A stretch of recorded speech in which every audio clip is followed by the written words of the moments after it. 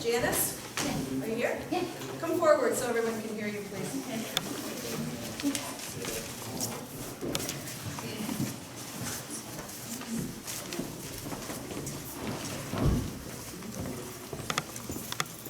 All right, where do you want me? Wherever you go behind you.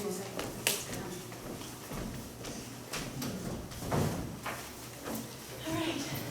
First, I'm going to read a letter from William C. Mulvaney, Superintendent of Armstrong Schools. I have noticed that we have some children in our district that appear to be having some medical issues related to the turbines. Headaches, lack of sleep, jaw issues seem to be most common. The students also complain about not being able to sleep or not getting a full night's sleep due to sound issues. We have also been advised that we will be losing a couple of families because the wind turbines are placed close to homes and the families can no longer handle the flicker and noise issues. Where is that from? I have a whole box I'm going to give it to you. Armstrong Township High School. It's a letter online. Where is that? I don't know yet. Okay. But I can look at it again. And I'll get it to you. Since I only have Where was that from? You guys are using up my 15 minutes yet. They're answering the questions. Armstrong School. Keep talking, babe. Okay, I'll get that information from you. It is official. It has the stamp of the school. Is it an Avangrid? It doesn't matter. It's someone reporting on issues around turbines. Can you wait until I'm done so you can hear all the information? Since I'm only given 15 minutes, and Avangrid has hours. Okay, go. Along with this presentation, I've also compiled numerous sources, scientific papers, many peer-reviewed news articles from around the world. Included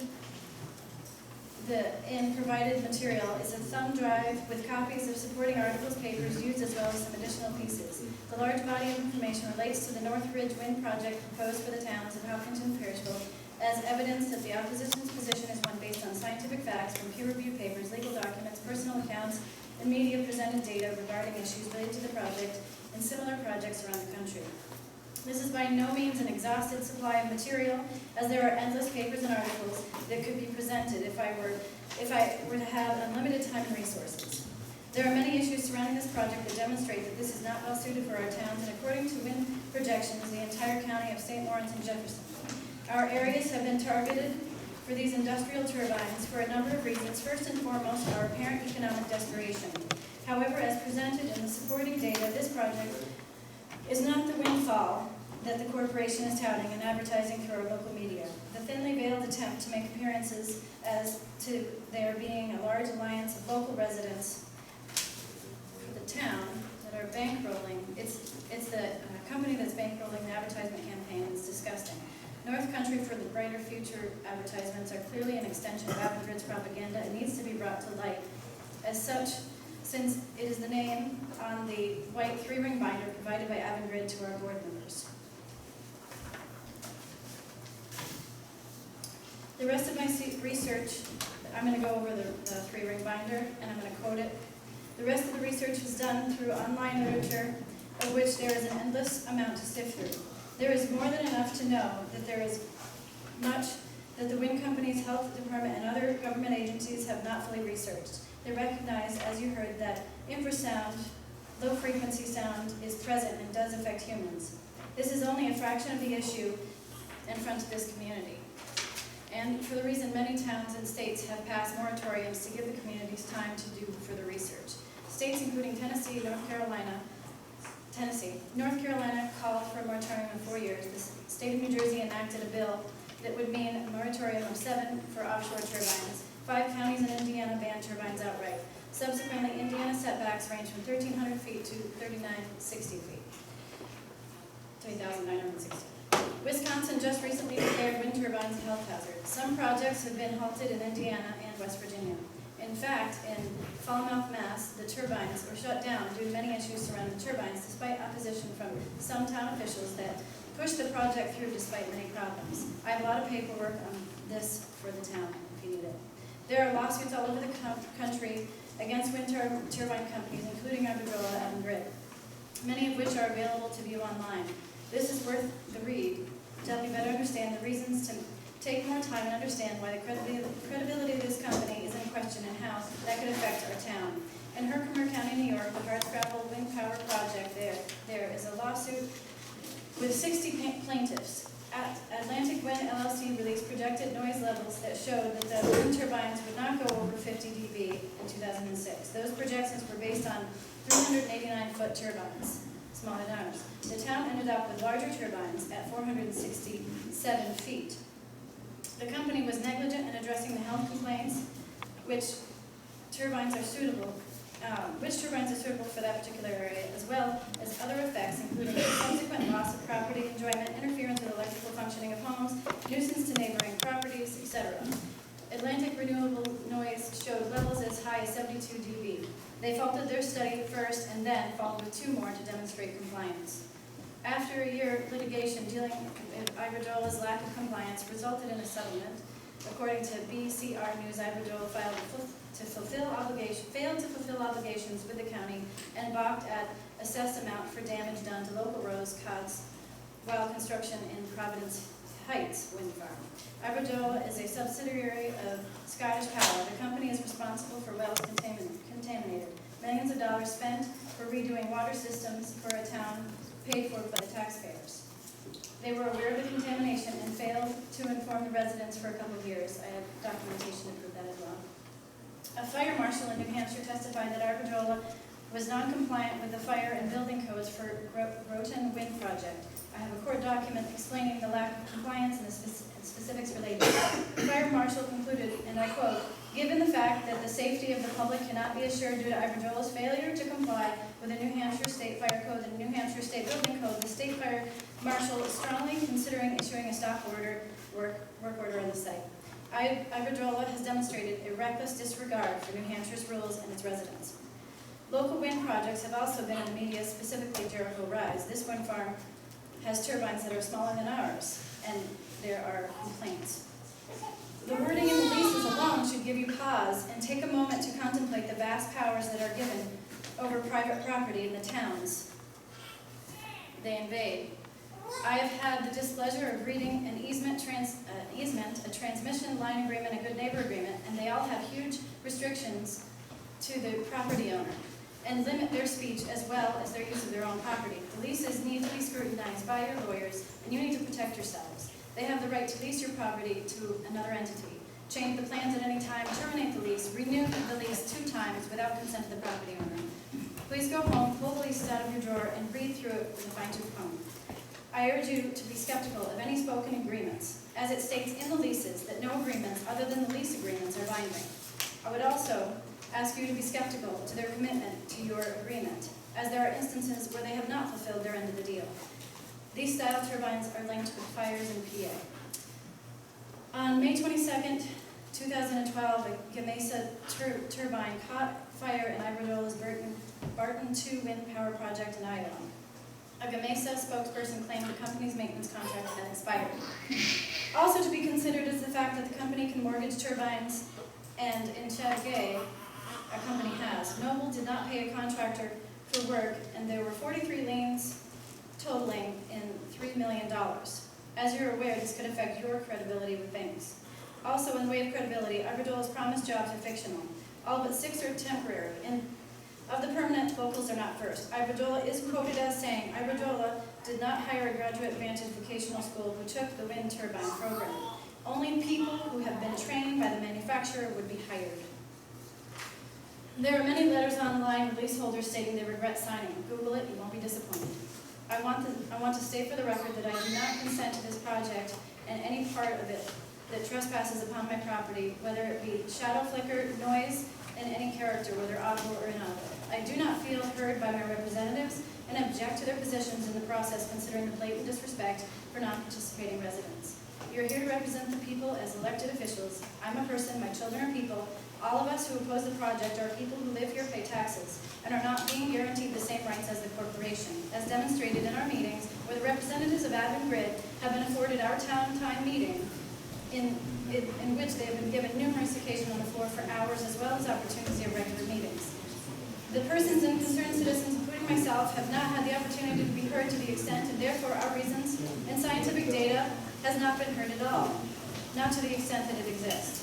To say that the advocates of this project are informed is a very tenuous position to hold, especially after viewing agreements with this company.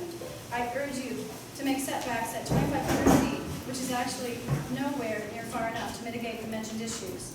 The limit of 35 dBA for nighttime and 40 dBA for daytime. In the wind law, there needs to be a property value guarantee, which has been put in other wind laws. If it is as the company says that the property will not devaluate, then this guarantee for our tax-paying town folks seems to be more than fair. Other towns in the state have these exact recommendations. I have the documentation to back all of my claims. I request the board's time to review all documents that I will deliver tonight.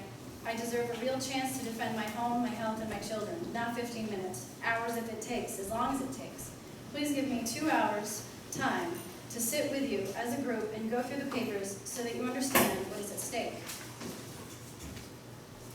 Right from the 3-ring binder. Let's see here. Did any of you read the 3-ring binder you were given? This right here. The town was given it into the library. Did you read it? I read it cover to cover twice, and some places more. The binder itself is a compilation of papers in extremely small print, and I doubt that anyone besides myself has read it, especially in the audience. And some of it might be hard to understand if you haven't read as much as I have. That didn't help. I'm going to quote directly from it. From the first source, understanding the evidence of wind turbine noise.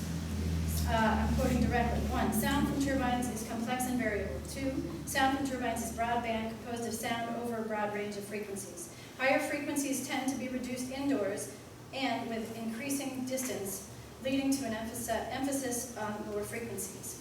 It is amplitude modulated, the sound levels changing over time. Wind turbines also emit sound with the following characteristics, which are less common than other sources of community noise. Sounds from wind turbines may extend down to the infrasonic range. In some cases may include peaks and tonal components at low frequencies. Sound emissions from a wind turbine increase with greater speed at heights of the blades. Sound from wind turbines can exhibit periodic amplitude modulation, often described as swishing or thumping. The causes and consequences of this periodic amplitude modulation are areas of ongoing research, meaning they don't have all the answers. Mechanical noise from the physical movements in the gearbox, generator, and other components produces low-frequency tones in some cases. Standard methods of measuring sound may not capture the low-frequency sound and amplitude modulation characteristics of wind turbine noise. The most commonly used methods include A weighting, which emphasizes the frequency according to human hearing sensitivity, and D emphasizes low and very low frequencies. Although A-weighted measurement is an essential method, it may fail to capture the low-frequency components of wind turbine sound. In addition, measurement is often averaged over time, which does not convey changes in sound pressure levels occurring in short periods. Time averaged may thus fail to capture amplitude modulation. More detailed measurements may be necessary in order for researchers to fully investigate the potential health impact of specific sources of wind turbine noise. The metrics of sound exposure most relevant to potential health outcomes are not completely understood. However, the main and important area for further research. Available evidence suggests that a direct or indirect mechanism between exposure to wind turbine noise and stress might exist, similar to the finding for sleep disturbance. Research on environmental noise has shown that annoyance can be a contributing factor or precursor to adverse health effects, such as sleep disturbance, stress, and cardiovascular diseases. The panel thus developed a conceptual framework of pathways through which sound from wind turbines could plausibly result in health outcomes. The panel also identified an absence of longitudinal studies. The panel stresses that there is paucity of research on sensitive populations such as children and infants and people affected by clinical conditions that may lead to an increased sensitivity to sound. Chronic annoyance and sleep disturbance has been linked to stress responses in studies of long-term exposure to other sources of noise such as air and road traffic. Furthermore, these health effects themselves risk factors for other diseases such as cardiovascular diseases, which have previously been associated with long-term exposure to other sources of community noise. Given the burden of cardiovascular disease in society and Canada's healthcare system, further research on the long-term effects of exposure to wind turbine noise, in particular the stress and sleep disturbance, would provide more data to assess the health effects of wind turbine noise. Conclusion statements. The panel found sufficient evidence to establish a causal relationship between exposure to wind turbine noise and annoyance. Stress has been linked to many other environmental sources of noise, often links to annoyance and sleep disturbance. Other health effects commonly attributed to wind turbine noise, including headache and communication interference, have been attributed to many factors. Some additional causal mechanism may have been proposed that could link wind turbine symptoms such as vertigo, dizziness, nausea, or visual problems. Such symptoms would be consistent with stimulation of the vestibular system, which can be activated by sound at levels that are above normal hearing thresholds for infrasound and low-frequency sound.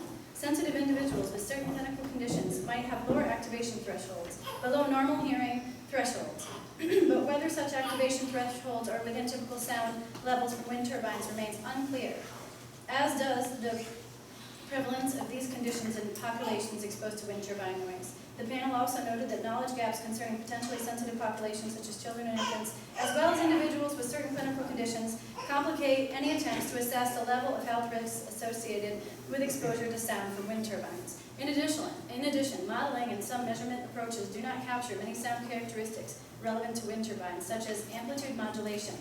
Being able to link those specific wind turbine sound characteristics effects may help researchers better understand the cause of certain health outcomes such as annoyance. In particular, the panel noted that periodic amplitude modulation may be a critical component of sound from turbines that triggers annoyance. Regulation is an important tool to control exposure to wind turbine noise and consequently its potential health impact on the public. Assessing possible human health impacts of exposure to wind turbine noise poses several scientific and technical challenges. Another source, the potential health impact of wind turbines. This is in their three-ring binder. 40 dB is above the level at which complaints may occur. A small increase in sound level at low frequency can result in a large increase in perceived loudness. Little information is available on actual measurements of sound generated from wind turbines and other environmental